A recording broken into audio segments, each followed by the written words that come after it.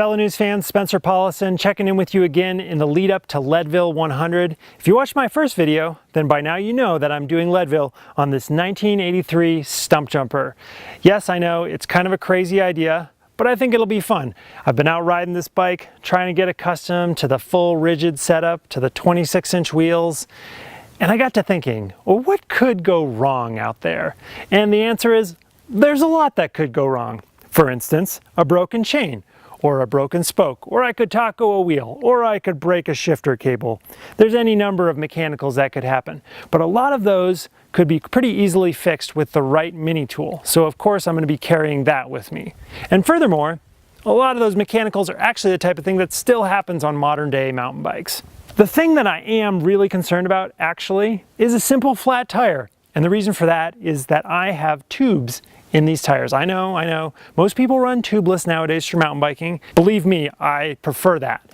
But on this bike, you just can't set it up tubeless, so that's what I have. I've done a few things now to try to make the best of the situation and avoid a flat tire or be able to fix it and continue on to finish Leadville. So here are my solutions to the flat tire conundrum.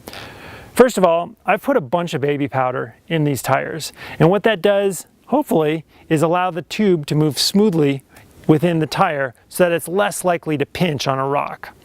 This might kind of be an old wives' tale, I'm not really sure, but it's worth trying, and baby powder smells nice anyway. Now I also am going to pack a full kit to repair flats to make sure I can finish this race. I'm going to bring multiple tubes. One is not good enough. I don't want to be bumming tubes off of people out there. I'm also going to bring a mini pump, not a CO2. Yes, it's faster to inflate with a CO2. I use them all the time, but in this case, I want the reliability of a mini pump. That thing will keep pumping so long as your arm doesn't give out. Now, things could get real bad and I could flat all of my tubes, and then what I would have to do is patch one of them. So I'm going to bring a patch kit to make sure I'm able to repair if I have 4 or 5 flats. Hopefully I don't. That'd be pretty bad.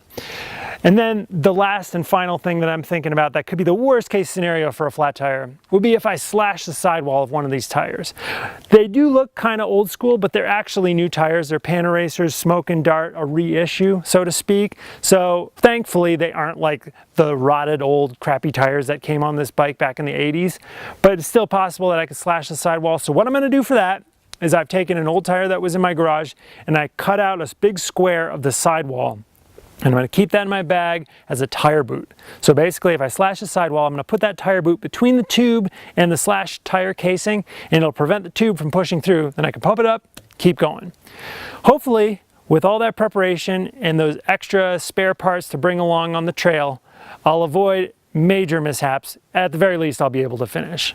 So stay tuned to VeloNews.com for more on my crazy Leadville adventure, as well as coverage of Breck Epic.